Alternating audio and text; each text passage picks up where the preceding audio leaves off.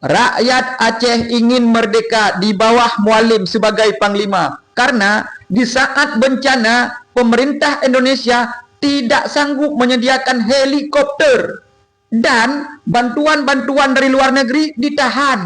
Wajar jika panglima menangis. Kenapa? Kenapa bencana nasional belum ditetapkan? Padahal ini sudah luar biasa. Indonesia sudah merdeka, tapi rakyatnya belum merdeka.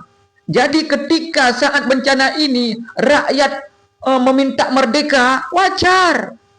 Karena ketahuan uang dikorupsi oleh penguasa-penguasa.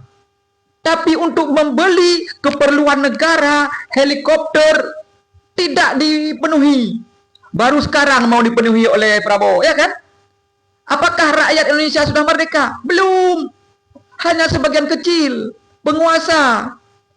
Kita tinggal di Indonesia, tanah air semua kena pajak.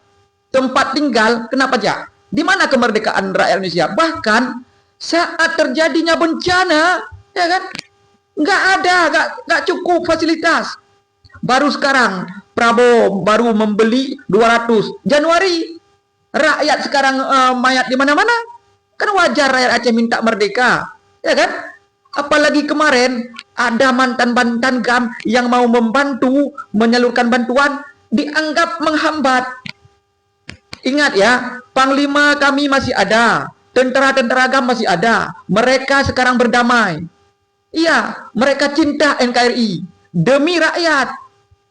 Tidak usah perang lagi, ayo kita berdamai. Tapi kalau seperti ini, orang GAM dianggap menghambat bantuan, ya nggak terimalah kami. Itu pejuang Aceh.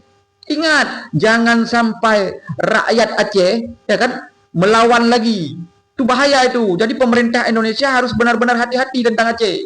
Ini bencana luar biasa. Biarlah negara-negara luar ikut membantu seperti waktu tsunami. Ya.